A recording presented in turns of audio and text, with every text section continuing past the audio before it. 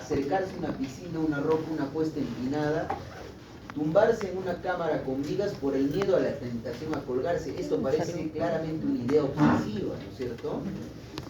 Ahogarse o precipitarse. Si está en un auditorio silencioso como en un sermón, debe ponerse a hablar en voz alta y decir sin querer algo indecente, poco apropiado.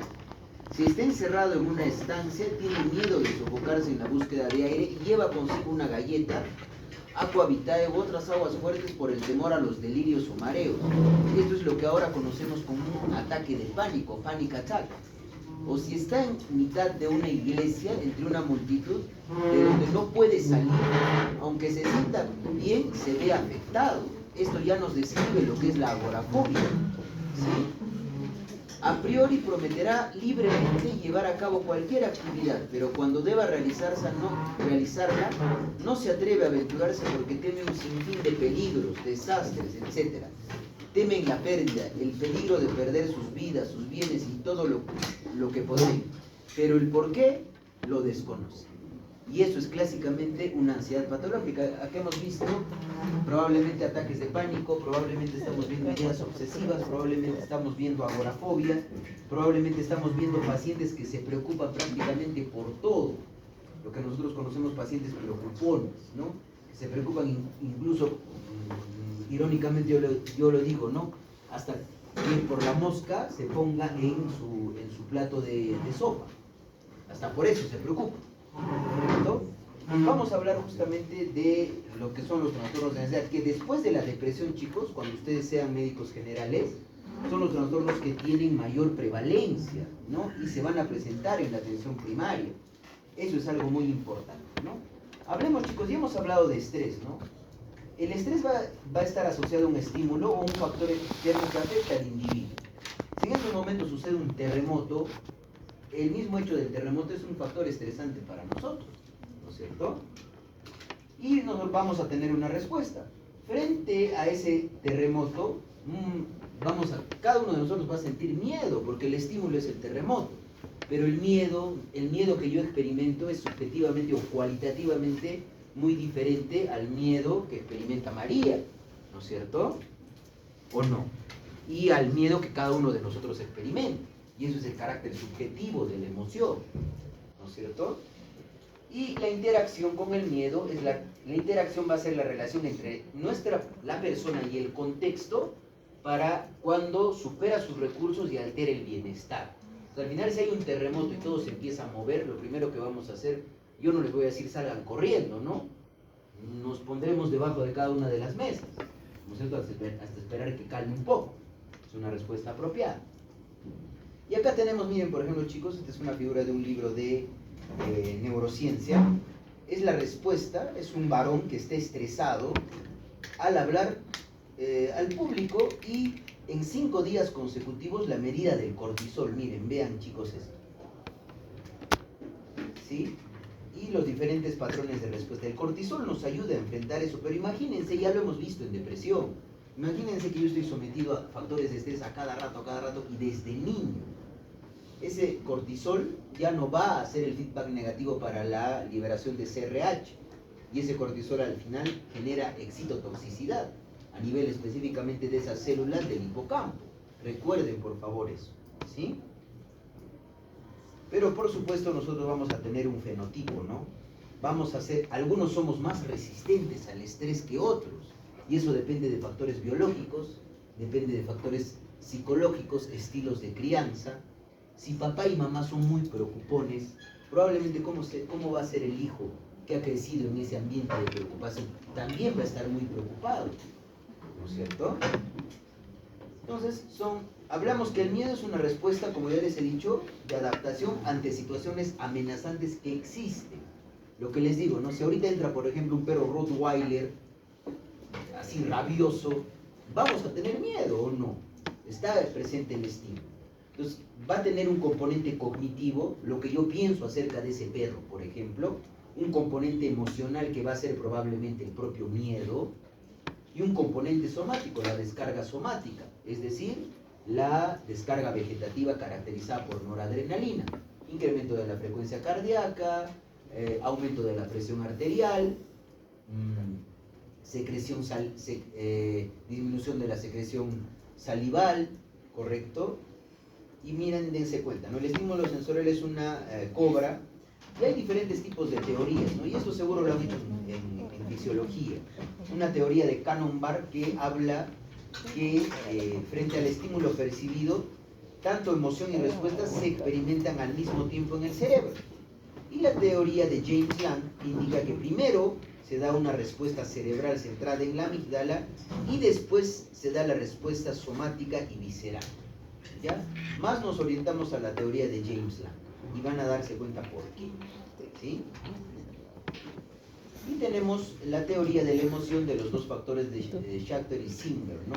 Las emociones miedo, ellos dicen, chicos, que son debidas a la evaluación cognitiva de un acontecimiento, es decir, la valencia cognitiva o la interpretación que yo le doy a un estímulo. Para mí puede ser terrible reprobar un examen, para otro de mis compañeros no. ¿Sí? Para mí puede ser terrible, por ejemplo, llegar tarde a clase, para otro de mis compañeros no. Entonces es la valencia cognitiva que yo le doy, ¿no es cierto? Y va de un determinado acontecimiento, así como también las respuestas corporales fisiológicas. Es lo mismo que pasa, ¿no? Cuando uno tiene una fobia específica, por ejemplo, a las inyecciones. Yo he visto eso en el hospital. Al paciente están por colocarle la inyección, solamente la enfermera saca el capuchón de la jeringa y el paciente hace un síncope vasovagal y se desmaya. ¿Sí? Entonces es una respuesta sobreproporcionada, ¿no es cierto? O desproporcionada.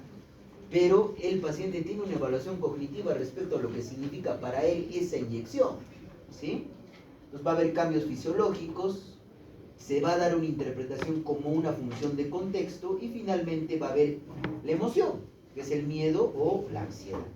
Entonces cada individuo va a encontrarse en un contexto social dado, va a responder de una manera diferente, con una excitación fisiológica, con una respuesta autonómica diferente, y el significado atribuido a esta activación está determinado por sus cogniciones.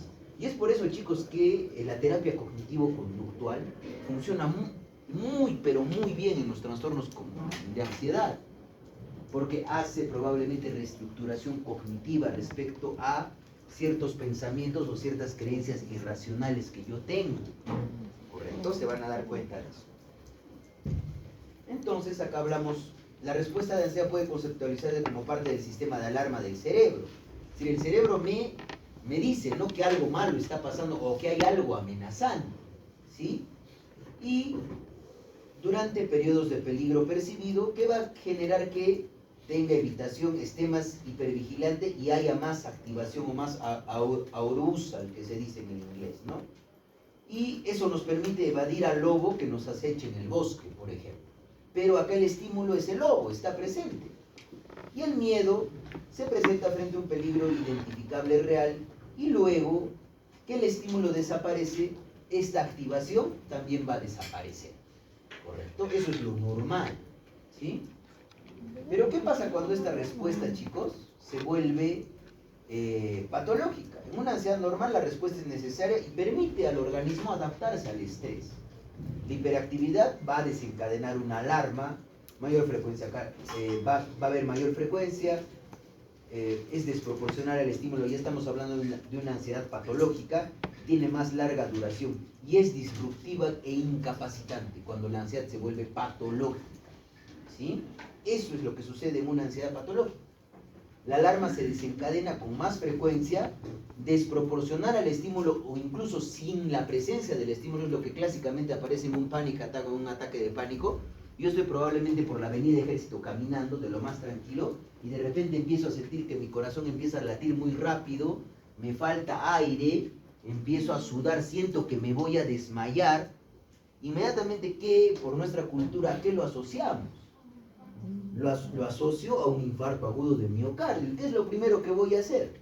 Me voy a ir a la primera clínica, quiero que me hagan un electrocardiograma, que me hagan enzimas cardíacas, salió negativo. Me dice, cálmese, tiene simplemente una taquicardia sinusal. Pasan unos 3 o 4 días, estoy en mi trabajo o de repente estoy en la clase de psiquiatría y otra vez vuelvo a sentir lo mismo, sin ningún evento.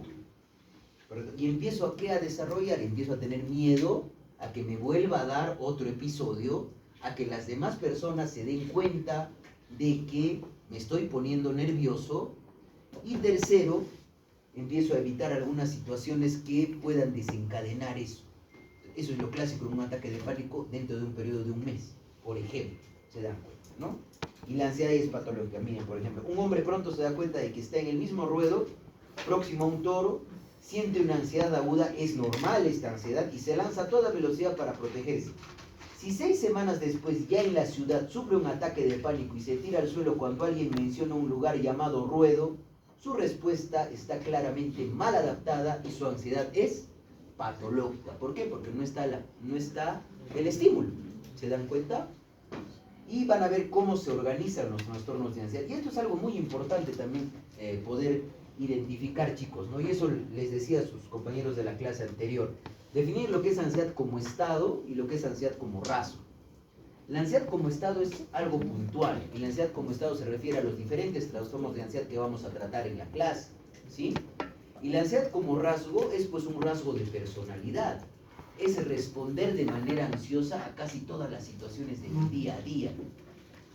Y ahí está dentro, van a ver cuando hagamos trastornos de personalidad, está el clúster C de la personalidad, el trastorno evitativo de la personalidad, que tiene mucha correlación con la fobia social, el trastorno dependiente de la personalidad y el trastorno obsesivo compulsivo de la personalidad.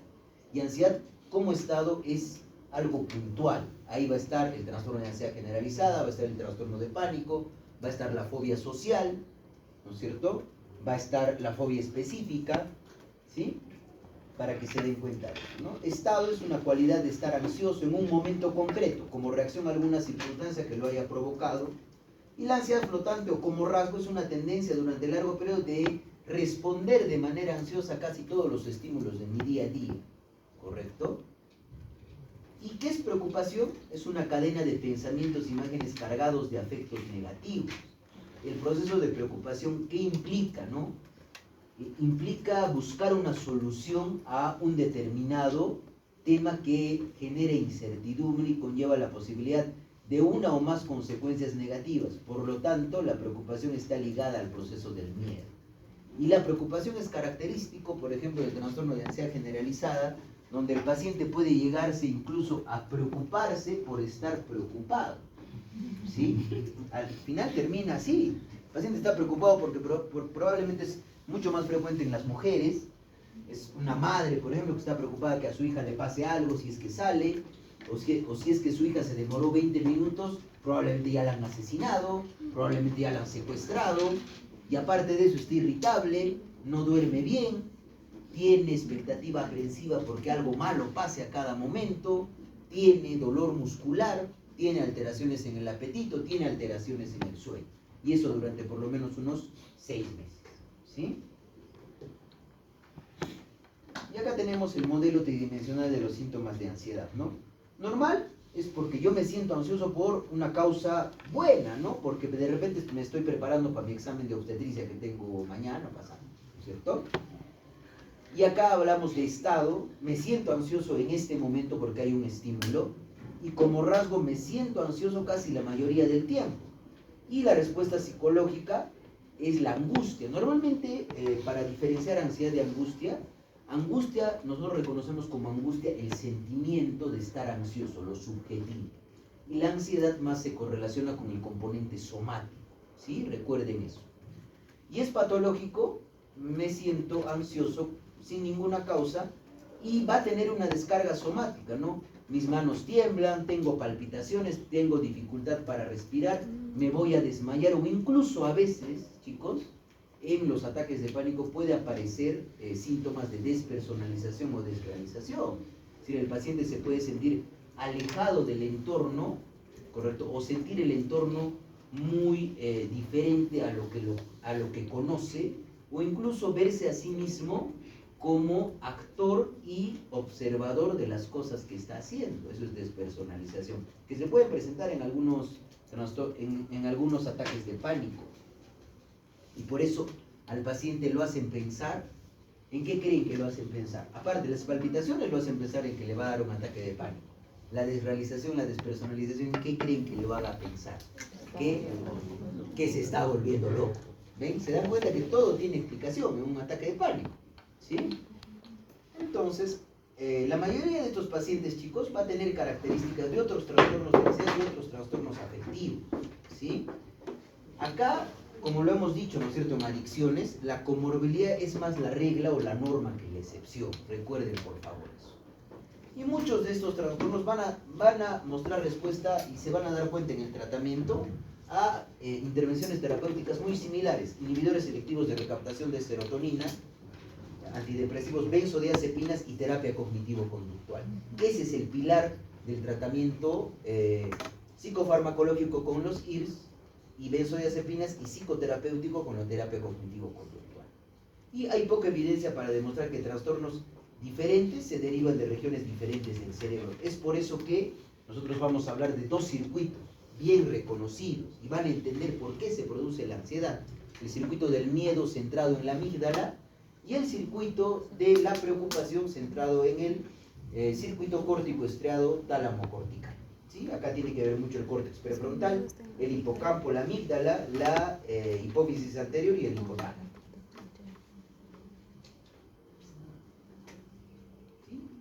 Y es preferible, chicos, miren, al igual que nosotros casi en la mayoría de los cuadros que hemos desarrollado, hemos preferido siempre hablar de espectro de trastornos, ¿no es cierto?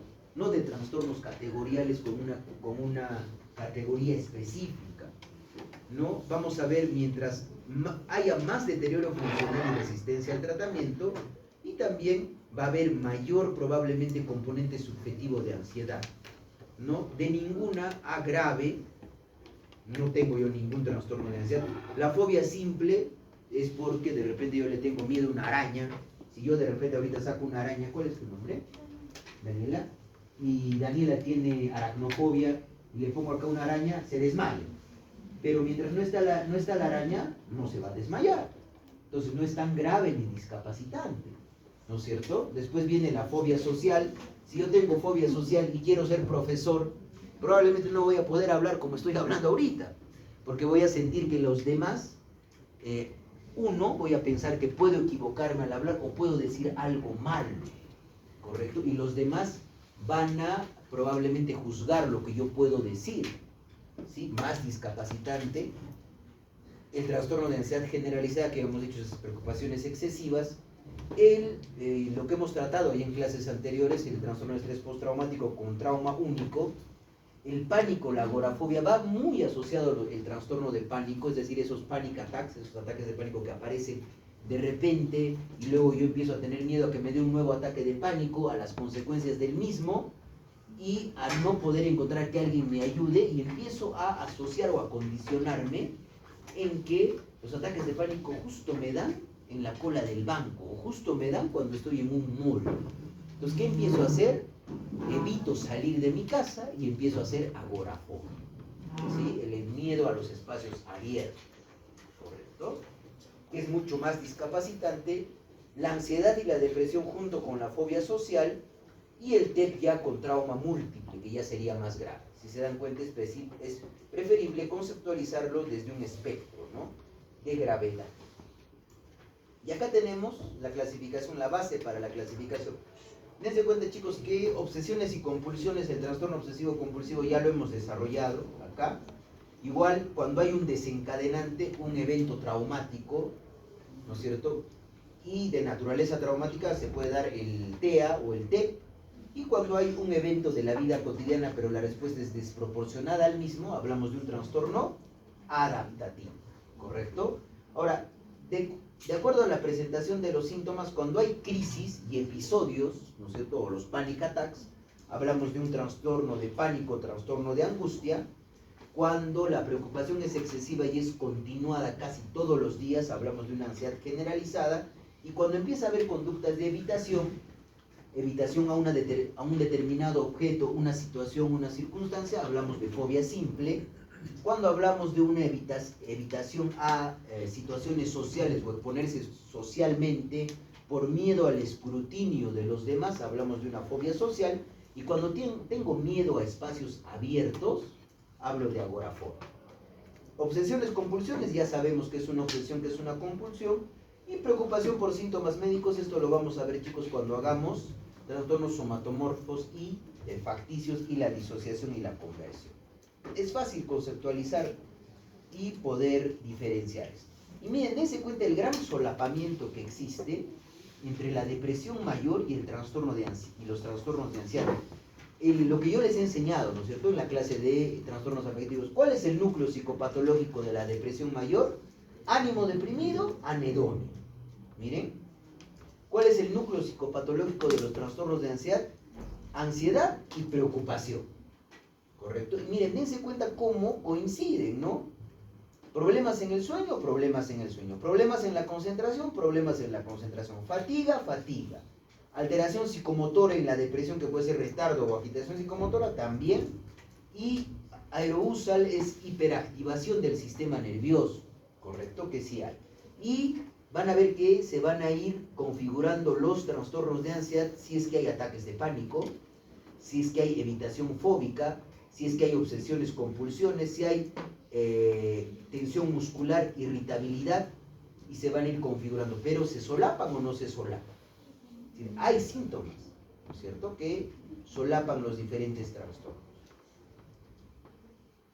Entonces, miren, dense cuenta cuánto es, solamente lo que les decía, después de la depresión, son los cuadros que tienen más carga en prevalencia, miren, ¿no? 4.92% después de la depresión. Y miren la discapacidad total que generan los trastornos de ansiedad, 5.3%, ¿no? Y acá hablamos de años de vida ajustados por discapacidad, ¿sí? Y acá tenemos la prevalencia, y miren, dense cuenta cuánto es la heredabilidad. No supera el 50%. ¿De cuánto hablábamos cuando tocamos el TAP, el trastorno afectivo bipolar? 70-80% de heredabilidad. Entonces, probablemente estos trastornos son pues una consecuencia de la evolución del ser humano, los trastornos de ansiedad, ¿sí? Porque el resto, ¿qué lo explica? Lo explica los factores psicológicos y lo explica los factores sociales y culturales, ¿sí? Miren, dense cuenta, los diferentes el trastorno de pánico, el trastorno de ansiedad social, la ansiedad generalizada, la agorafobia sin trastorno de pánico, las fobias específicas, el trastorno obsesivo-compulsivo y el trastorno por estrés postraumático. Por supuesto, estos dos no los vamos a tocar porque ya en las nuevas clasificaciones tienen un acápite diferente, pero dense cuenta la prevalencia a lo largo de la vida, 3.5 para... y miren, dense cuenta cuál es el que tiene más prevalencia, las fobias específicas. Miren, dense cuenta, ¿no? Después de las fobias específicas viene el trastorno de ansiedad social, luego viene, no tomando en cuenta esto, la ansiedad generalizada y luego el trastorno de pánico. Y el riesgo de recurrencia, ¿no es cierto? El riesgo de recurrencia, que va de 3 hasta 10, ¿no? Y la heredabilidad, lo que les decía, ¿no? No depende exclusivamente de un factor genético. Sí hay una predisposición, pero no me dice, ¿no?, que si yo tengo estos genes, estoy seguro de que voy a hacer un determinado trastorno de ansiedad. Y miren, chicos, la comorbilidad psiquiátrica y la prevalencia por géneros. Lamentablemente la misma evolución hace que miren, por ejemplo, la fobia específica, la agorafobia, el estrés postraumático, ya hemos dicho que era más frecuente en mujeres, la ansiedad generalizada y el trastorno de angustia son mucho más frecuentes en mujeres, ¿sí?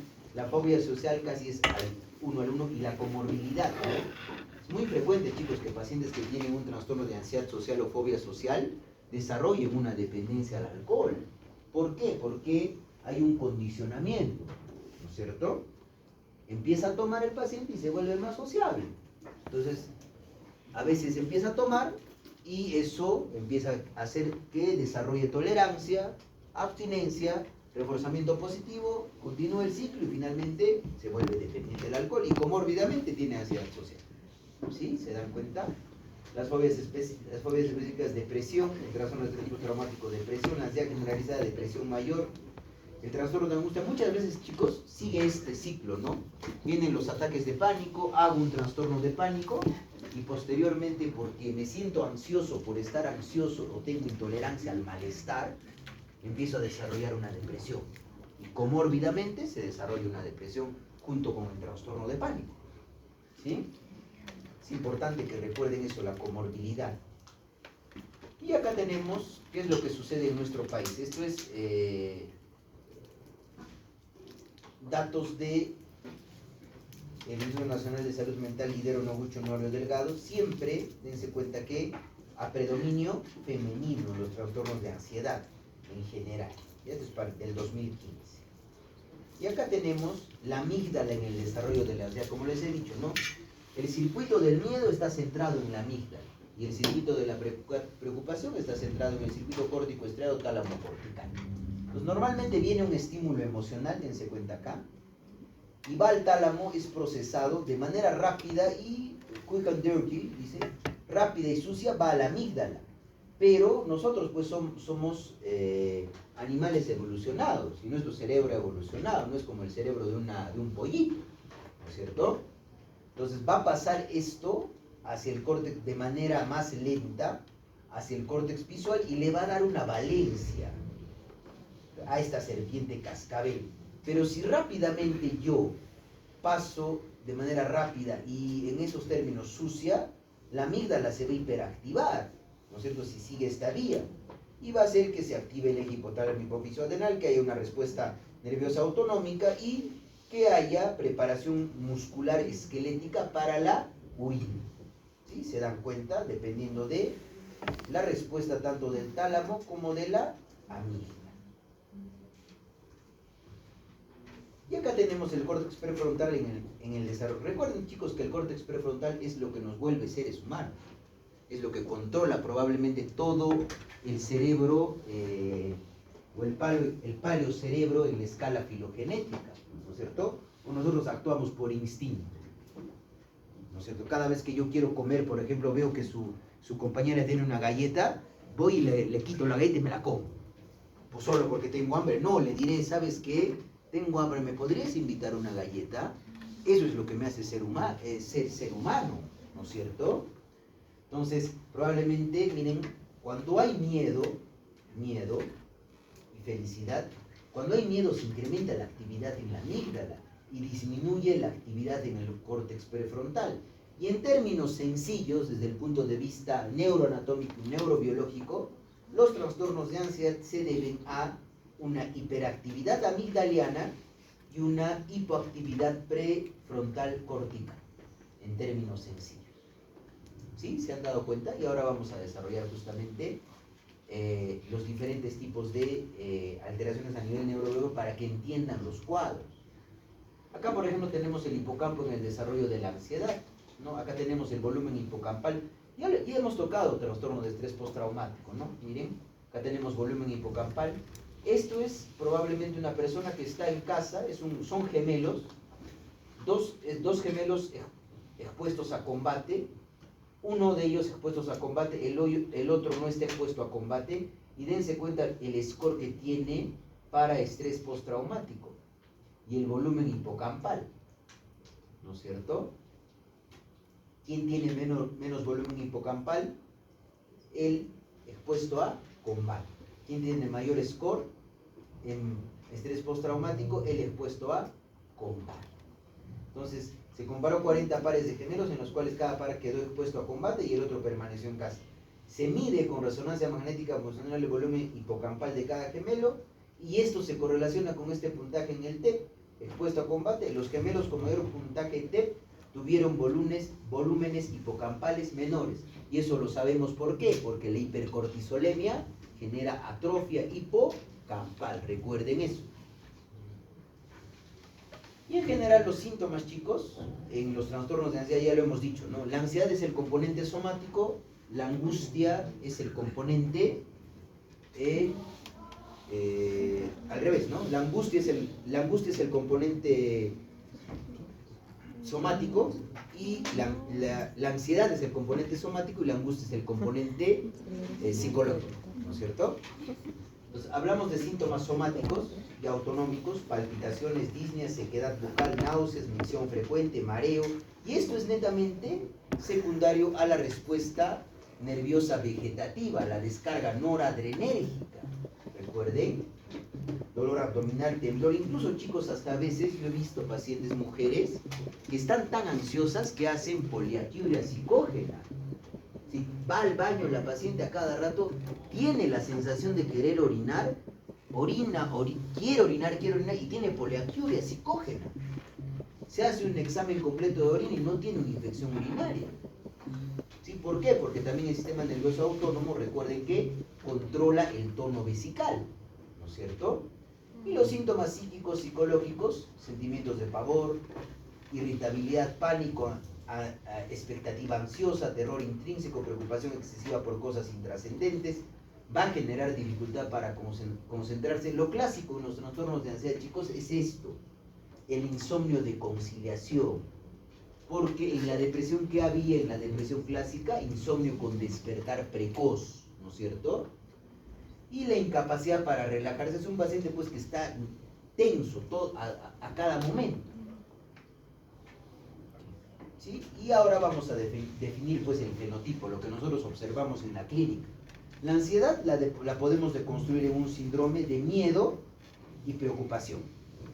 Miedo, va a haber pánico, puede haber fobia con evitación y preocupación por expectativas aprensivas, la misma angustia, y pueden haber dentro, considerando ¿no? el TOC, las obsesiones.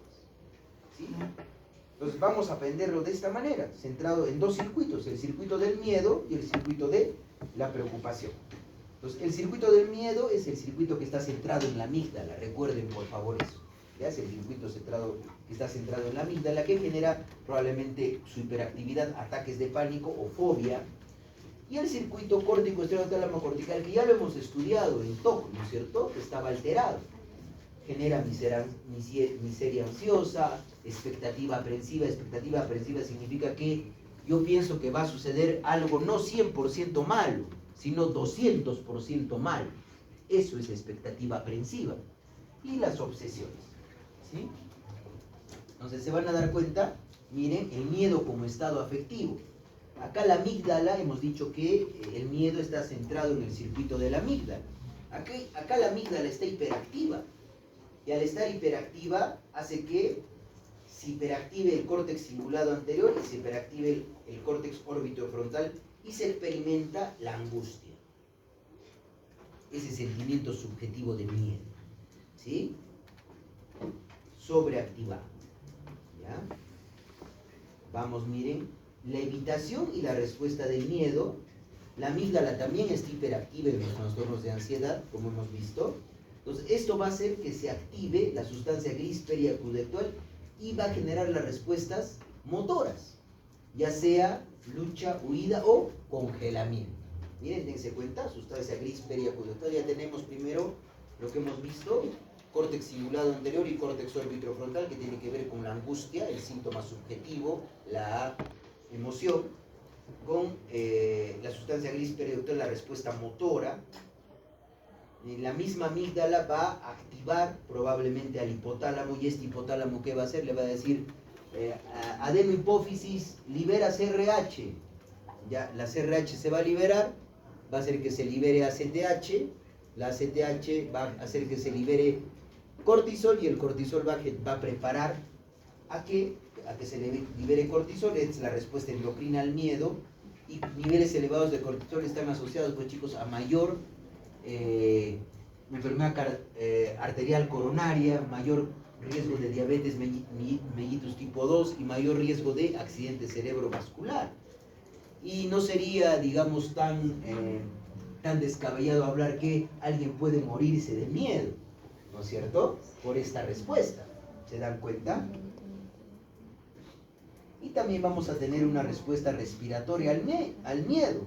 Miren, la amígdala está hiperactiva y va a activar el núcleo parabraquial. Y ese núcleo parabraquial, ¿de qué se encarga? De la regulación de la respiración. Entonces el paciente va a tener incremento de la frecuencia respiratoria, dificultad para respirar o incluso un ataque asmático. ¿Correcto? Dense cuenta. está ahí. Y la respuesta autonómica al miedo, ¿no? ¿Por qué cada vez que uno tiene miedo y tiene un ataque de pánico, por ejemplo, experimenta toda una descarga vasovagal, ¿no es cierto? Porque hay un grupo a nivel de neuronas en el cerebro, así como, ¿no es cierto?, el núcleo del RAF en el tronco cerebral es el núcleo que tiene mayor cantidad de neuronas serotoninérgicas, ¿no es cierto? El núcleo basal de Meiner tiene la mayor cantidad de neuronas colinérgicas. El área tegmental ventral tiene la mayor cantidad de neuronas dopaminérgicas. El locus ceruleus tiene la mayor cantidad de ¿qué tipo de neuronas? A ver, esto les he explicado en una clase. ¿Qué neurotransmisor queda? ¿Qué neurotransmisor está asociado con descarga vegetativa? ¿Qué utilizan ustedes cuando tienen un paciente chocado? Noradrenalina. Y el locus ceruleus es justamente esa área del cerebro que tiene la mayor cantidad de neuronas noradrenérgicas. Y si está hiperactiva la amígdala, le dice al locus ceruleus, libera noradrenalina, ¿y qué va a haber? Incremento de la frecuencia cardíaca, mayor variabilidad de la frecuencia cardíaca, mayor riesgo de infarto de miocardio, muerte súbita o aterosclerosis. Entonces no podríamos decir que un paciente no se puede morir de miedo, ¿no? Por este correlato neurobiológico. Y al final, el hipocampo como distribuidor del miedo interno, ¿no? Recuerden el TEP, ¿no es cierto? En el TEP quedan memorias traumáticas, en esas neuronas ya que no están muy bien funcionantes. Entonces, cada vez que yo me expongo a una situación que me hace recordar el evento traumático, va a generar que el hipocampo active la amígdala y la amígdala dispare todas las respuestas anteriores que les he explicado. Eso es lo que sucede, por ejemplo, en el TEP. ¿Sí? Hipocampo, amígdala, reexperimentación. Y acá tenemos el circuito córtico, estriado, tálamo, cortical y las preocupaciones, que tiene que ver mucho con la preocupación, ¿no? Ese miedo a no poder encontrar una respuesta o una solución a un determinado problema, que hace que el paciente empiece a tener rumiación ansiosa o rumiaciones excesivas o preocupaciones excesivas por problemas irrelevantes, ¿sí? O que se desarrollen obsesiones, ¿no? Este circuito tiene que ver con el tálamo, el estriado y el córtex prefrontal dorso lateral. Entonces, ¿cuáles creen que serían las estrategias para disminuir todo esto? Hacer que esa amígdala ya no esté hiperactiva, ¿no es cierto? O hacer que todos estos circuitos o cada uno de los circuitos alterados ya no estén hiperactivos, ¿no es cierto? Hay entonces ahí vamos a tener las dianas farmacológicas para poder actuar. Utilizar IRS, utilizar benzodiazepinas, o utilizar agonistas alfa-2 delta, que son los gabapentinoides, gabapentina, pregabalina, ¿sí? que están asociados a canales de calcio regulados por voltaje. Y acá tenemos, miren, los diferentes neurotransmisores y el circuito del miedo centrado en la amígdala. Miren, miedo, pánico, fobia, circuito del miedo centrado en la amígdala. Y tiene que ver con serotonina, con GABA, glutamato, factor liberador de corticotropina, el eje hipotálamo hipófisis adrenal, noradrenalina y los canales de iones regulados por voltaje. Circuito del miedo centrado en la amígdala, ¿sí? Y la preocupación, que tiene que ver con el circuito de la preocupación, es el circuito córtico estriado tálamo cortical. Acá tiene que ver serotonina, GABA, dopamina, que no estaba en el anterior. Por eso en el TOC recuerden, porque yo podía potenciar la respuesta en el TOC cuando no había una respuesta completa al IRS. Podía utilizar risperidona o aripiprazol, ¿no es cierto? Como les expliqué. Por eso, justamente. ¿Sí? Y noradrenalina, glutamato y los canales de calcio regulados por voltaje es el circuito córtico estriado tálamo cortical o el circuito de la preocupación. Y acá tenemos algo mucho más complejo, pero que Se los traigo, chicos, para ver cómo hemos resumido lo anterior, ¿no? Miren, dense cuenta que la amígdala es el centro del miedo. Entonces va a haber amenaza externa, diferentes estímulos, el tálamo lo va a filtrar, lo filtra y le da a la amígdala, y la amígdala va a hacer toda la respuesta, va a tener la respuesta motora al miedo, va a tener la respuesta respiratoria al miedo, la respuesta de la emoción al miedo, ¿no es cierto? La respuesta endocrina al miedo y los diferentes sistemas aferentes. ¿Se dan cuenta? Diferentes cortezas asociadas. Es importante tener en cuenta esto. Esto yo no les voy a preguntar pues, en el examen, ¿no? Pero para que se den cuenta cómo tratamos de resumir, y ese es el objetivo, ¿no es cierto? Que algo complicado se vuelva fácil de entender, ¿sí? Y que ya saben que cada vez que uno está ansioso es porque mi amígdala está hiperactiva, ¿sí? Y acá vamos a ver, chicos, los trastornos de ansiedad que vamos a desarrollar, ¿correcto? Vamos a desarrollar el trastorno de ansiedad generalizada, que para el DSM-5 que lo conocemos como TAC, el trastorno de pánico, que para CIE-10 es el para CIE-10 todavía, chicos, se conoce como están dentro de los trastornos neuróticos secundarios a situaciones estresantes y somatomorfos, ¿no? Porque viene del término de neurosis, ¿no? Que hace mucho tiempo, en los años 1700, Ullen es el que pone el término de neurosis, ¿no? Que viene que todo está centrado netamente en el cerebro. Eso pensaba antes, ¿no? Trastorno de pánico, que también se lo conoce como ansiedad paroxística episódica. El trastorno de ansiedad generalizada.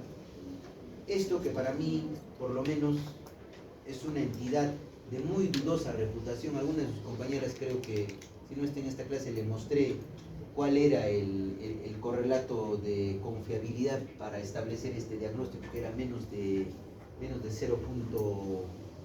Confiable era incierto era 0.5, y este diagnóstico tiene más o menos un grado de confiabilidad de 0.1.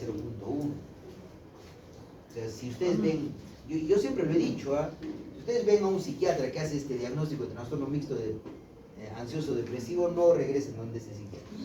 Yo se los comento de verdad, personalmente, ¿sí? Porque ese es un diagnóstico muy inespecífico, es muy inespecífico, porque no hacen fenomenología y no hacen psicopatología, no le preguntan al paciente lo que está sintiendo, ¿sí?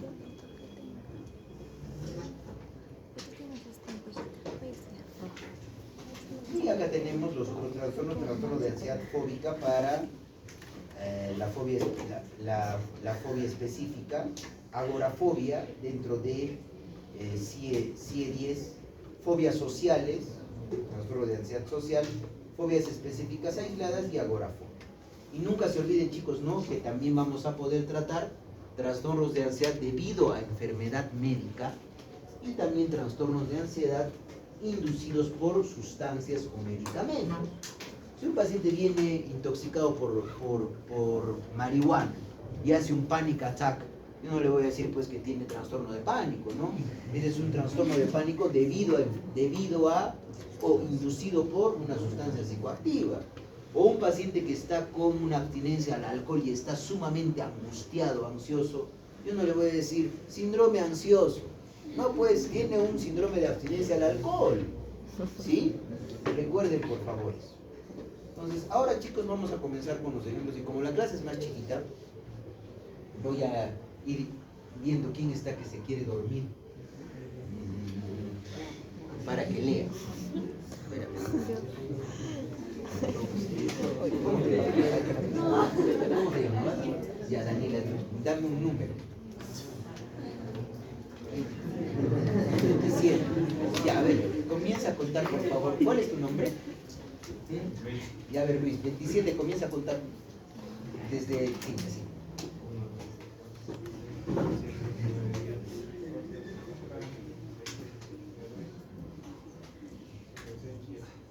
¿Ya? ¿A quién le toca? Ya, a ver, lee el caso, por favor. Una paciente de 50 años se queja de nerviosismo a una psicoterapeuta. Este le dice: las personas quieren decir cosas distintas cuando usan esa palabra. Explíqueme qué es lo que nota.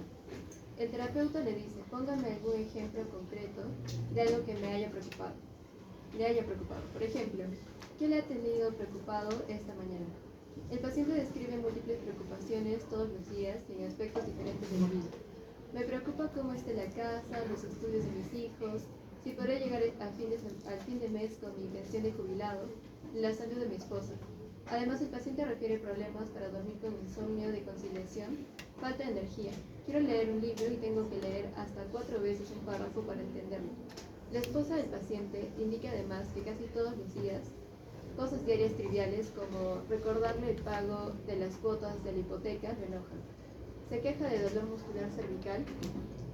El paciente niega el uso de sustancias ni medicamentos que puedan generar ansiedad. Al preguntarle desde cuándo presenta estos síntomas, refiere, creo que desde hace más de 8 meses estos síntomas se incrementaron. ¿Qué es lo que te llama, Romina, no? ¿Qué es lo que te llama más la atención, Romina, del ejemplo?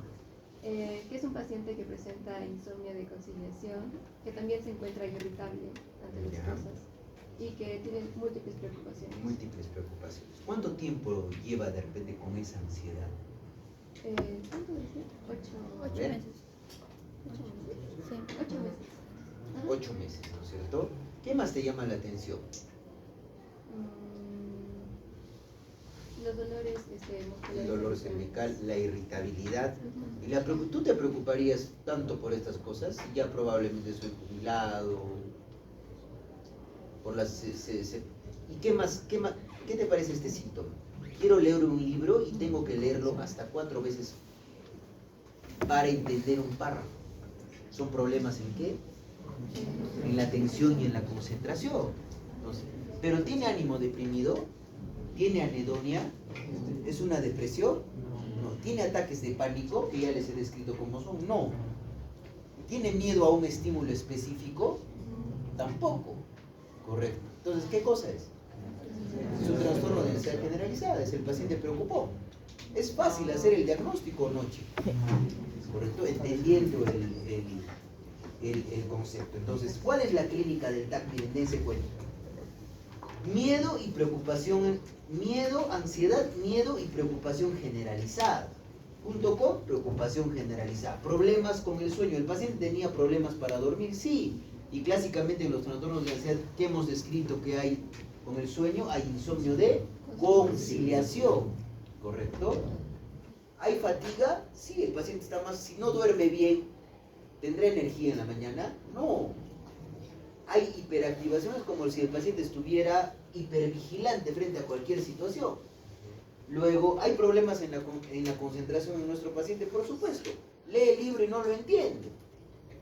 Está irritable, la esposa le dice, tienes que ir a pagar por favor la hipoteca de la casa. Que no me molestes, agarra el recibo de la hipoteca y la rompe y se lo tira. No, está irritable. Y además hay tensión muscular. Y esto tiene que durar por lo menos 6 meses. ¿Sí? Y ahí tienen una imagen. Y se van a dar cuenta acá, chicos, les voy a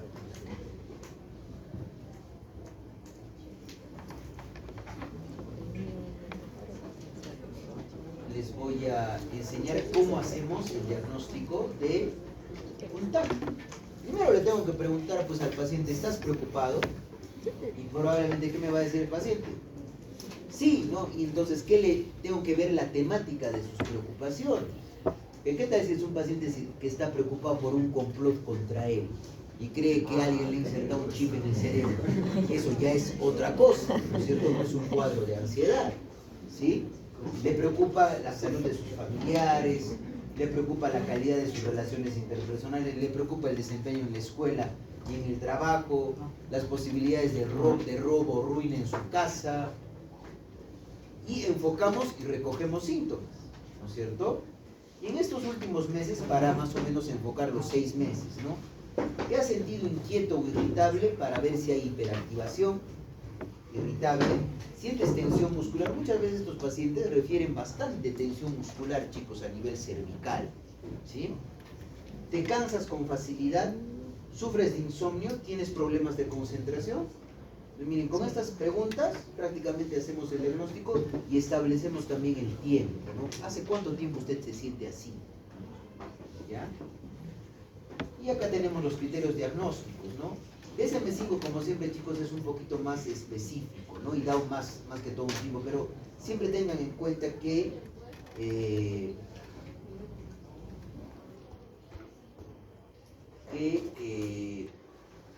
el trastorno de ansiedad generalizada hay ansiedad caracterizada por temblor, tensión muscular, sudoración, atonismo y palpitaciones, y ansiedad no asociada con un objeto, evento o situación.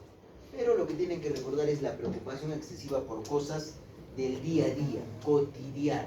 Y el mismo paciente se da cuenta, si uno le pregunta, ¿y usted no siente que su preocupación es excesiva? Y él va a decir, sí, ¿no?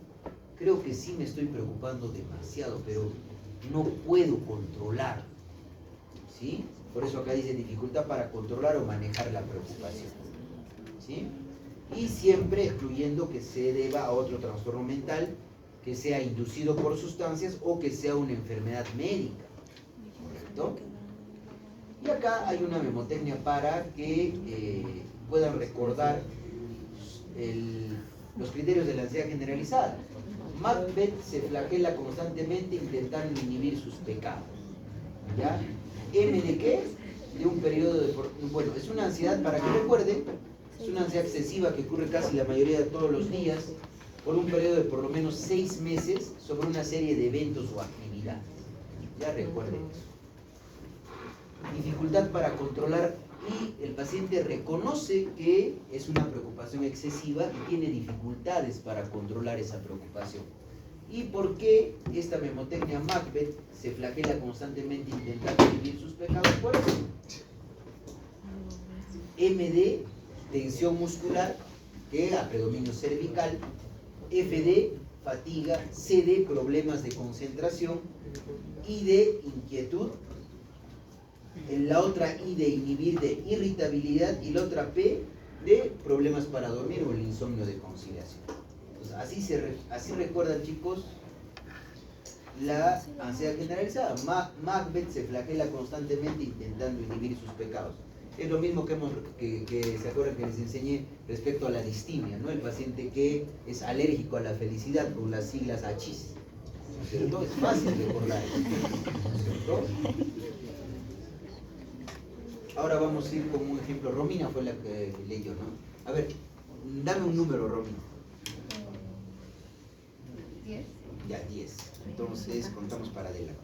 1, 2, 3, 4, 5, 6, 7, 8, 9 y 10. ¿Cuál es tu nombre? Paola. A ver, Paola. Lee, por favor.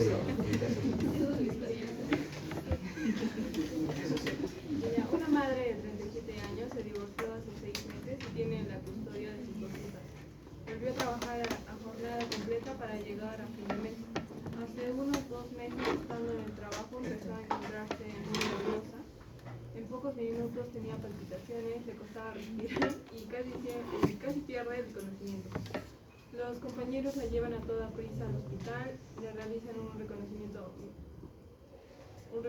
médico y no encuentran ninguna causa. Al cabo de una semana tiene otro episodio similar en el supermercado y siente mucha vergüenza, porque ha de tumbarse en el suelo unos 10 minutos, rodeada de los demás clientes de la tienda, hasta que los síntomas ceden. Tiene después otros 2 sustos y situaciones distintas. Está siempre preocupada a la espera de que el problema ocurra de nuevo. Ha dejado de acudir a varias reuniones de trabajo para evitar sentirse avergonzada delante de los compañeros y le vuelve a dar la ansiedad. ¿Qué es lo que te llama la atención de acá, Paola? El caso El de miedo la de paciente de que 37 años. ¿Qué está? ¿La ansiedad es continua o la ansiedad viene por picos, por episodios? por episodios. Por episodios. ¿Y hay más componente de qué tipo? Miedo. ¿Hay más preocupación o hay más componente somático? Más somático, ¿no es cierto?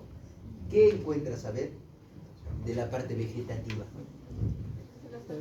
Palpitaciones, dificultad para respirar, siente que puede perder el conocimiento, ¿no es cierto?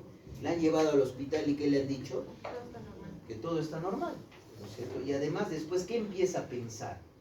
Que puede empieza a tener miedo a que le pueda dar un nuevo episodio y no encontrar a alguien que le ayude, ¿no es cierto? Incluso se ha llegado a tumbar en el suelo de un supermercado casi 10 minutos y hasta ese momento cede, porque si ustedes recuerdan, un infarto agudo de miocardio, que normalmente tiene ese dolor, ese angor pectoris en la zona de la corbata que se dice, hay un periodo, ¿no es cierto?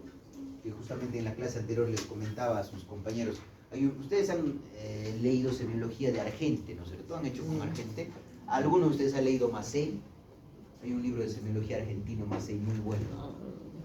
Ya hay un periodo que se denomina, pero incluso en Argente está, periodo de alarma de Gallabardino. Ya el periodo de alarma de Gallabardino nos hace pensar de que más allá de 30 minutos, sí, probablemente un angor pectoris sí es un infarto agudo del miocardio. Pero clásicamente un ataque de pánico dura entre 10 como máximo 20 minutos. Y después del ataque de pánico, el paciente se siente sumamente cansado y hay bastante sueño. Por eso, muchas veces dentro de los ataques de pánico, entra en el diagnóstico diferencial la epilepsia del lóbulo temporal. Porque la epilepsia del lóbulo temporal puede generar la sensación de pánico, pero en la epilepsia pues va a haber aura, y si yo le hago un electroencefalograma a ese paciente va a haber pues epilepsia, ¿no? Y dense cuenta que la paciente está preocupada a la espera de que el problema probablemente pueda ocurrir de nuevo, ya ha dejado, ¿está alterando su funcionamiento o no está alterando su funcionamiento? ¿Y qué le da miedo? Volverse loca, ¿no es cierto? Y otros pacientes, hacia qué, digamos, se configura el miedo, ¿no? Más que todo por nuestras creencias culturales. Uno, porque todo dolor torácico en la región hemitorácica izquierda puede denotar y que sea, digamos, de tipo opresivo, puede ser un infarto agudo del miocardio. La despersonalización, la desrealización, le hace pensar al paciente que puede volverse loco, ¿correcto? Y el mareo, la sensación nauseosa, o incluso a veces el paciente con un ataque de pánico puede presentar parestesias. Le hace pensar que está teniendo un accidente cerebrovascular. Y un paciente joven, que es cuando se presentan, es muy poco probable, ¿no? A no ser que tenga una malformación, tenga tan mala suerte que tenga una malformación arteriovenosa y justo la malformación arteriovenosa se rompió, ¿no? Pero es poco probable, ¿no es cierto? Entonces puede pensar eso el paciente. Y muchas veces lo que sucede, y van a ver cuando sean internos, llegan incluso hasta pacientes que empiezan a hiperventilar. Y si yo empiezo a hiperventilar, ¿qué tipo de problema, qué hago cuando empiezo a hiperventilar? Estoy botando CO2, ¿no es cierto? ¿Y qué pasa? Hago alcalosis respiratoria y eso perpetúa más la dificultad para respirar. ¿Se dan cuenta? ¿Sí? Es por eso que muchas veces estos pacientes, hay a veces ataques, y eso es lo que yo quiero que diferencien, ¿no?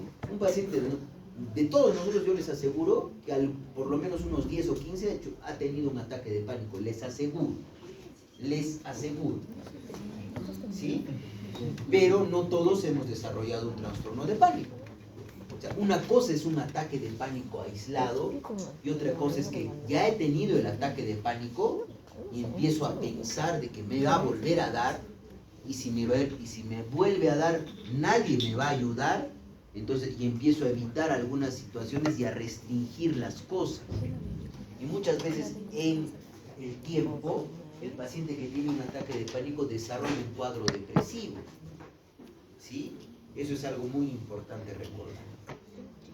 Entonces, eso es clásicamente, aprendan a diferenciar. Yo les puedo poner en el examen, ¿no? Paciente que por primera vez de repente empieza a experimentar de manera súbita taquicardia, sensación de muerte inminente, dificultad para respirar, tiene parestesias en cara, ¿correcto? Es evaluado en medicina de emergencias, le realizan tomografía, se le realizó un electrocardiograma, se le realizó enzimas cardíacas, se le realizó toxicológico para drogas, no encontrándose bajo parámetros normales. Es un primer ataque, ¿no es cierto? ¿Cuál es el diagnóstico? ustedes tienen que poner ataque de pánico, no es un trastorno de pánico, porque en el trastorno ya el paciente empieza a preocuparse por las consecuencias de que suceda un nuevo ataque. Empieza a evitar ciertas situaciones que puedan generar un nuevo ataque, ¿sí? Y altera el funcionamiento. Un solo ataque de pánico no va a alterar mi funcionamiento, ¿no es cierto?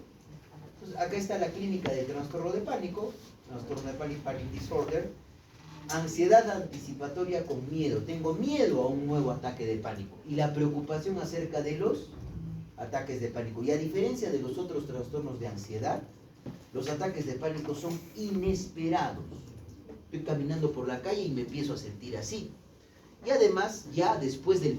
Y clásicamente, chicos, esto nunca, no se olviden, ¿no? El paciente que tiene un trastorno de pánico le puede describir de una manera bien detallada la primera vez que le dio un ataque de pánico, dónde estaba, qué sentía, qué estaba haciendo, le describe, ¿sí? Y cambio o evitación fóbica o cambio conductual, porque muchos de estos pacientes con ataques de pánico, por el mismo miedo a que les dé un ataque de pánico, se sienten más seguros en su casa y hacen una agorafobia, ¿ya? Recuerden, por favor, eso. Estos esquemas, por ejemplo, de STAR son bien didácticos para poder entender lo que es los diferentes trastornos de ansiedad. Es un trastorno de pánico. Y por lo menos tiene que ser durante un mes, ¿no es cierto? Ya el paciente, por ejemplo, ha hecho ya un ataque, 2 ataques, 3 ataques, ya pasó el mes y tiene miedo a que le dé un nuevo ataque, empieza a preocuparse por esos nuevos ataques, tiene nuevos ataques y empieza a tener evitación de ciertas situaciones y cambios conductuales. Entonces, ¿cómo vamos a evaluar un trastorno de pánico? Entonces, al igual que hacíamos preguntas de descarte, en el TAC vamos a hacer preguntas. ¿Has tenido algún ataque de pánico? O sea, pero la población general, pues chicos, no sabe qué es un ataque de pánico, no sabe qué es un ataque de ansiedad. Por ejemplo, en Puerto Rico le dicen crisis de nervios, por ejemplo, ¿no? Y entonces, le tengo como médico, es mi función explicarle qué es un ataque de pánico. Y le digo en un lenguaje coloquial, ¿no? Un ataque de pánico es un torrente repentino de miedo y nervios donde el corazón golpea, te falta el aire y tienes miedo de perder el control o incluso morir. ¿Te ha pasado algo así? Entonces, miren, se dan cuenta, estamos normalizando la experiencia. Y el paciente más fácil me va a decir sí. Entonces, enfocamos, recogemos los síntomas y caracterizamos. ¿Cuándo fue la última vez que tuviste uno de estos ataques? ¿Podrías describírmelo? ¿Qué estabas haciendo cuando te dio? ¿Cómo te hizo sentir y cuánto tiempo duró? Recuerden que la duración es más o menos entre 10, 20 minutos. Cuando tienes un ataque de pánico, ¿surge sin motivo alguno? ¿O más o menos sabes qué es lo que lo desencadena? Y ahí va la gran diferencia con las fobias específicas, ¿sí? Un ataque de pánico puede ser desencadenado por un paciente que tenga una fobia específica, por ejemplo, a los ascensores. El simplemente hecho de estar frente a un ascensor le hace dar un ataque de pánico. Se retira el estímulo, el paciente está tranquilo. ¿Sí? Eso en las fobias específicas. O lo mismo, por ejemplo, en la fobia a las agujas. Yo he visto, chicos, ¿no? La enfermera está yendo saca el capuchón de la aguja y el paciente tiene la descarga vasovagal propia de un ataque de pánico y se desmaya. ¿Sí? O ven sangre y se desmaya. O tienen otra descarga que es vomitar, por ejemplo, ¿no? Y muchas veces, chicos, también es muy frecuente en los pacientes que tienen un trastorno de pánico que en la noche el paciente está durmiendo y de repente en el sueño lo hace despertar un ataque de pánico y se levanta muy preocupado, sintiendo que el corazón, y a esa hora de la madrugada va por emergencia del hospital. ¿Sí? Y recuerdas cuando tuviste tu primer ataque de pánico. Es muy frecuente que el paciente recuerde de manera muy descriptiva su primer ataque de pánico. ¿Sí? Entonces acá tenemos los criterios. Recuerden, un mes de preocupación después de un ataque de pánico. Los ataques de pánico ocurren durante un periodo discreto que dura más o menos entre 10 a 20 minutos. Entonces va a tener, ahorita les voy a enseñar una memotecnia para que recuerden los síntomas. pero lo que tienen que recordar es que no hay un estímulo desencadenante. Se desarrolla de manera abrupta, pero después ya el paciente empieza a tener miedo a tener un nuevo ataque, las consecuencias del nuevo ataque y la evitación fóbica de algunas situaciones que le pueden hacer pensar que pueda tener un ataque. ¿Correcto? Y clásica, y miren por ejemplo, acá tenemos una entrevista a un paciente que tiene un ataque de pánico. Cuando tienes un ataque de pánico, ¿qué pasa exactamente por tu cabeza? Y esto es justamente una manera de hacer psicoterapia. ¿Siento que me voy a desmayar o peor? ¿Piensas que te vas a morir? Sí, es cuando realmente me da miedo, ¿correcto? Porque está asociando la sensación somática con el pensamiento de que me voy a morir, ¿sí? ¿Quieres decir que las sensaciones de pánico se intensifican cuando tienes esos pensamientos? Definitivamente, dice el paciente. ¿Pero has llegado a desmayarte? No. ¿Crees que sea posible que tus pensamientos hacen que te sientas aún más ansioso? Nunca lo había pensado de esa manera, pero supongo que tiene razón. Es decir, esto es lo que se denomina perturbación secundaria o ansiedad por el malestar. O sea, me siento ansioso por tener el propio ataque de pánico. ¿Sí? Y es justamente una de las técnicas de las cuales se vale la reestructuración cognitiva para este tipo de pacientes. Pero, ¿cómo creen que deberíamos actuar con estos pacientes? Lo que tenemos que hacer es un tratamiento abortivo, ¿no? ¿Cuál es el objetivo del tratamiento abortivo? De que suprimamos las crisis de pánico. ¿Y con qué suprimimos las crisis de pánico? Con benzodiazepinas. Y le damos probablemente, cuando veamos tratamiento, no se preocupen, les voy a explicar, y le vamos a dar pues un inhibidor selectivo de recaptación de serotonina. Mientras actúa, recuerden que el tiempo de latencia de respuesta antidepresiva de los IR son 2 a 4 semanas, casi lo mismo sucede en la ansiedad, 2 a 4 semanas. Mientras tanto, tengo que dar una pauta de una benzodiazepina que genere ansiólisis. Y eso es lo que muchas veces pasa, y lo van a ver cuando les explique, porque acá vamos a ver benzodiazepinas. Normalmente el clonazepam, por ejemplo, el alprazolam, por ejemplo, es una benzodiazepina de acción ultra corta, dura 4 a 6 horas. ¿Ya? Y muchos colegas utilizan el alprazolam como hipnótico. Si bien es cierto, va a tener acción hipnótica, sí, pero si el paciente está ansioso y yo le doy alprazolam una vez al día, ¿a qué hora va a pasar el efecto del alprazolam? Yo ahorita, por ejemplo, son las 5:30. Le doy alprazolam ahorita. A las 9:30 terminó su efecto y va a haber ansiedad de rebote. Cuando realmente, si yo quiero utilizar alprazolam de liberación inmediata, tengo que dar alprazolam mínimo 4 veces al día para tener un equilibrio estacionario y tener una concentración plasmática adecuada. ¿Sí?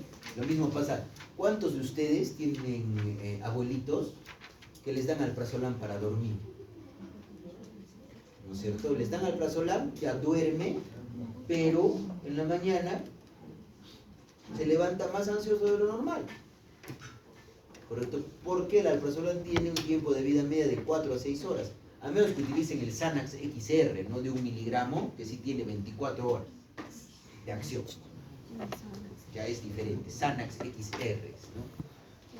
Ahora, hay por ejemplo muchos nombres. Esto más que todo para tratar de que vean cómo la industria farmacéutica también domina, ¿no?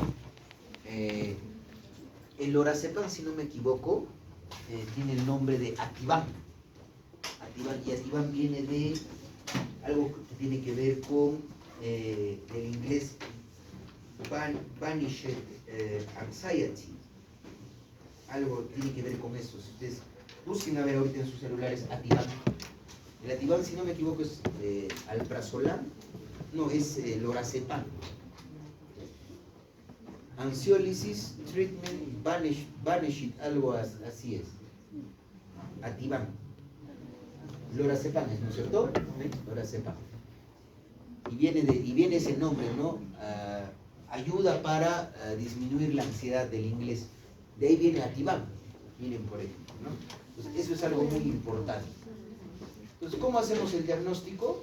Ya hemos dicho, ataques de pánico, ya sabemos que es un ataque de pánico. Una cosa, y les vuelvo a repetir, una cosa es ataque de pánico y otra cosa es trastorno de pánico. ¿Ya? Entonces, en el trastorno de pánico, hay ataques de pánico repentinos y recurrentes, debe tener por lo menos 4 de los 13 síntomas: mnemotecnia, corazón, respiración y miedo. ¿Sí? Grupo del corazón, palpitaciones, dolor precordial, náuseas. Grupo de la respiración, falta de aire, sensación de asfixia, mareo, parestesias, espasmos de calor frío. Grupo del miedo, miedo a morir, miedo a volverse loco, sudor, sacudidas temblorosas. Estos síntomas: despersonalización, desrealización, y como mínimo uno de los ataques ha seguido un mes de por lo menos uno de los siguientes 3 síntomas: que tenga miedo a tener un nuevo ataque de pánico, que tenga preocupación persistente sobre las implicancias propias de ese ataque de pánico, y un cambio de conducta significativo producto del ataque. Entonces, por ejemplo, hay pacientes que les da un ataque de pánico en un transporte público. ¿Qué creen que va a hacer el paciente? Lo primero que va a hacer es: por favor, al boletero, baje en la esquina, le dice, y se baja. ¿Y podrá llegar a su lugar de trabajo, su lugar de estudios teniendo esto? No, ¿no es cierto? Y muchas veces, chicos, hay pacientes, ¿no?, que tienen trastorno de pánico. Y a mí me ha pasado esto en experiencia clínica, ¿no?, en el Hospital General. Jóvenes que ya pues el médico internista ha hecho su trabajo de manera adecuada, lo ha hecho ver por el cardiólogo le ha visto el electrocardiograma. Si no hay ninguna alteración en el electrocardiograma, ¿para qué pido enzimas cardíacas? Es un desperdicio de dinero, ¿no es cierto? Y además valoro los factores de riesgo de mi paciente, no tiene nada, ¿para qué pido? Y hacen la interconsulta psiquiatría. Yo, por ejemplo, voy como psiquiatra, no deseo que me evalúe el psiquiatra porque yo tengo algo médico, no tengo nada, yo no estoy loco, me dice. Hay una nota, ¿no? Paciente no desea hacerse evaluar por psiquiatría, se sella y ¿no? Eso es así. Pasa, chicos, porque hay todavía estigma respecto a la enfermedad mental, ¿sí? Pero cuando esto empieza a repetirse, recién el paciente acepta la evaluación por psiquiatría, ¿sí? Entonces, hasta ahí. Ya. ¿Dónde nos quedamos? Paula le dio el número. A ver, un número, Paula, con venganza. 20, ya. Estamos desde acá. 1, 2, 3, 4, 5, 6, 7, 8, 9, 10, 11, 12, 13, 14, 15. Nos vamos para allá. 16, 17, 18, 19, 20. Su compañero que está con casaca de jean. ¿Cuál es tu nombre? ¿Ah, Alexander? Lee, por favor, el caso que elegí.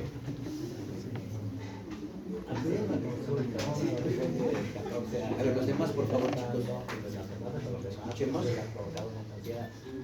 Sus padres lo niegan a salir con los chicos de su barrio, pero no se siente capaz.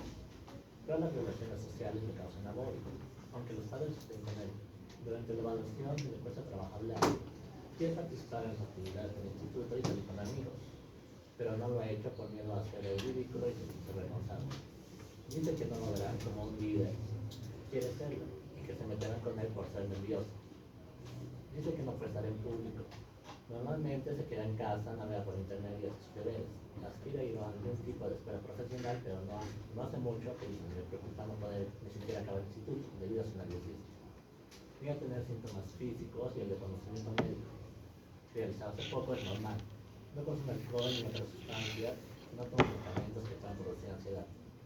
Niega tener ideas o intenciones o planes de suicidio.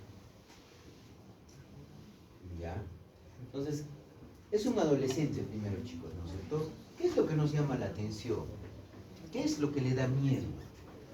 Es un miedo, de repente es una ansiedad flotante, no tiene, digamos, no tiene una circunstancia, un contexto, un estímulo. Aparece de repente la ansiedad, o hay algún estímulo frente a la exposición a alguna situación.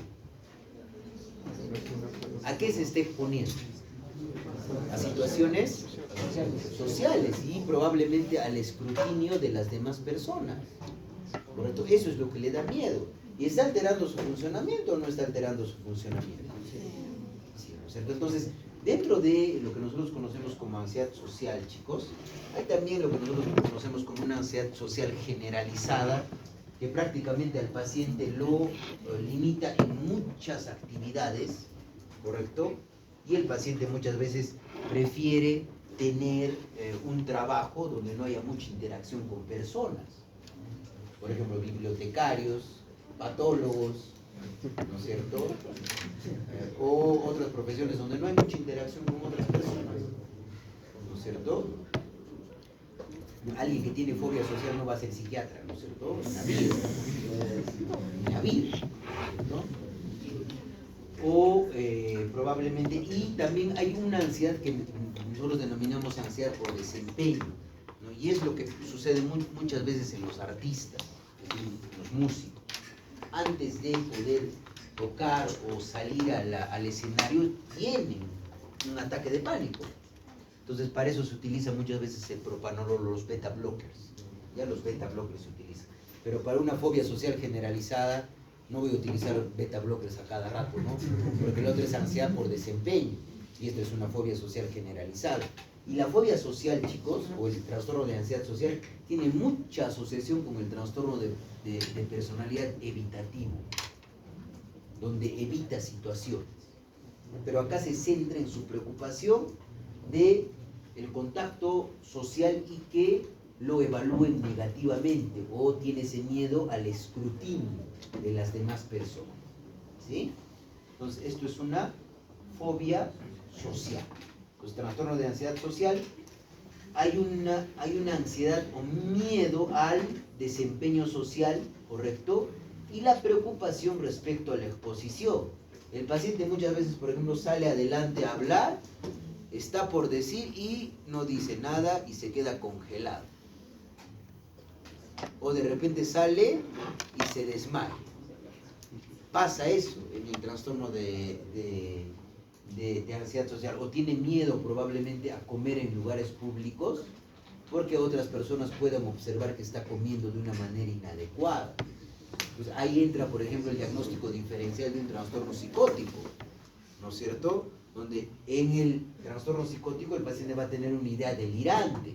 En la fobia social el paciente tiene miedo a la exposición, porque tiene miedo a que lo califiquen negativamente por haber hecho algo frente a un grupo de personas. ¿Se dan cuenta de la diferencia? ¿Sí? Además, por supuesto que la exposición a las situaciones sociales va a traer consigo ataques de pánico esperados, porque el paciente, por ejemplo, tiene miedo a hablar al público. Yo traigo una persona que tiene fobia social, la agarro y a empujones la meto acá y le digo habla, le da un ataque de pánico y se desmaya acá adelante, ¿no es cierto? Entonces, hay ataques de pánico esperados y por supuesto va a haber evitación fóbica a las situaciones sociales, ¿no? Y finalmente va a haber un cambio conductual que va a generar una alteración en el funcionamiento del paciente, ¿sí? Entonces, ¿cómo vamos a valorar el trastorno de ansiedad social? Primeramente, preguntas de descarte, ¿no? Preguntarle al paciente, ¿te incomodan las situaciones sociales? Entonces, me refiero a situaciones como hablar en público, comer con personas desconocidas, hacer preguntas en frente de un grupo, o estar en una fiesta o en una reunión. Entonces, si me dice que sí, ya enfoco y recojo más los síntomas. ¿Qué tan incómodo te sientes cuando estás expuesto a estas situaciones, no? Ya le he explicado que es un ataque de pánico.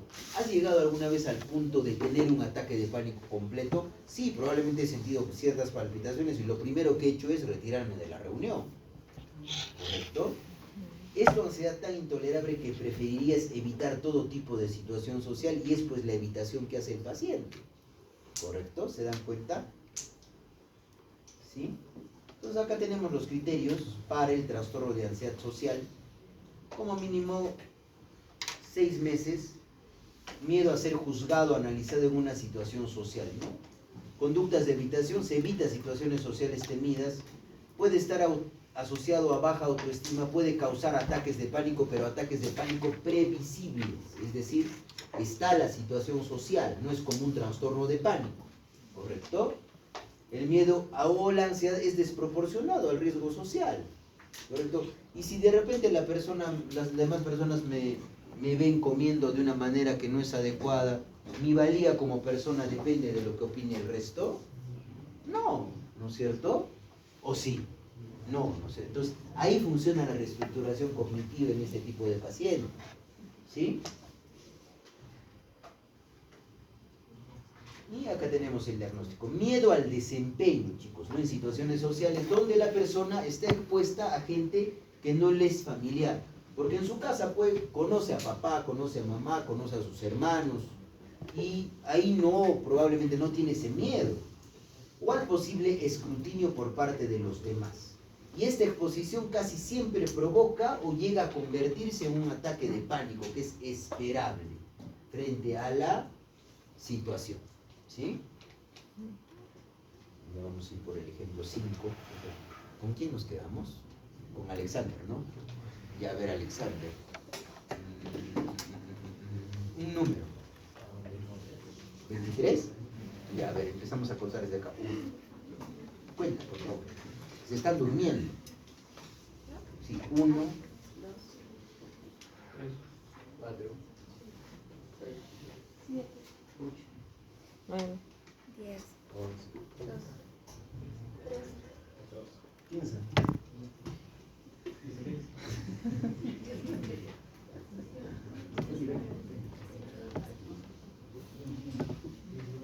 23.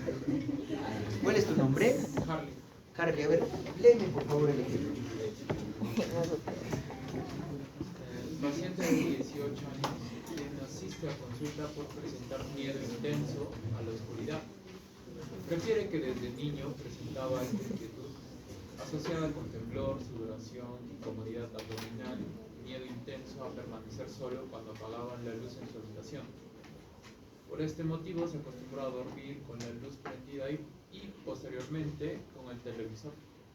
Refiere que esto ha sido criticado por los amigos y en ocasiones se han burlado de él, motivo por el cual asiste a consulta. A ver, Harvey, ¿qué te llama la atención de este? Es un paciente ya mayor, ¿no es cierto? Normalmente nosotros de niños, mientras vamos explorando el mundo, vamos a tener miedo a la oscuridad. ¿Quién no ha tenido miedo a la oscuridad? ¿No es cierto? Pero después, ya de adultos, probablemente no le vamos a tener miedo a la oscuridad. Pero ¿qué les llama la atención, no? ¿Qué pasa cuando se expone a la oscuridad? ¿Qué le está sucediendo? ¿Qué le está sucediendo? Es un ataque de pánico, pero asociado a una situación, a un objeto o a una circunstancia específica. Acá la situación viene a ser la oscuridad. Puede ser un objeto, por ejemplo, yo le puedo tener miedo a las arañas. Puede ser una circunstancia, puedo tener el miedo, por ejemplo, a los ascensores. ¿Correcto? Entonces, esto clásicamente, chicos, es el paciente, miren cómo ha empezado a adecuar su vida a este miedo. ¿Correcto? Ha empezado a dormir con la luz prendida y posteriormente con el televisor. Lo han criticado sus amigos y en ocasiones se han burlado de él, motivo por el cual asiste a consulta. Y si nosotros recordamos un poquito la epidemiología de los trastornos de ansiedad, hemos visto que, ¿esto qué es? Es una fobia específica, ¿no es cierto? ¿Cuáles eran los trastornos dentro de la ansiedad más frecuentes? La fobia específica. Porque muchas veces el paciente tiene vergüenza a poder decir eso y no acude hasta que empieza a alterar su funcionamiento. Es lo que pasa, y les decía justamente, y justamente estamos justo en el tiempo porque en la anterior clase comencé con sus compañeros con esta diapositiva. Es cómo nos damos cuenta, digamos, en que altera el funcionamiento, ¿ya? Tenemos un empresario, un buen empresario, caribeño, ¿ya? Que lo llaman de Lima y le ofrecen un trato muy bueno que le va a generar unas ganancias enormes en un negocio. Lo llaman a las 9 de la mañana y le dicen, ¿sabe qué, señor X? Tiene que estar usted a las 5 de la tarde en tal avenida en Miraflores para la firma del contrato. Ya está todo listo. Entonces, ya agarro ¿cómo va a poder llegar a Lima para estar a las 5 de la tarde si ahorita es las 9 de la mañana? ¿Qué tiene que hacer? Tomar un vuelo, ¿no es cierto? Y puede conseguir el pasaje. Lo consigue.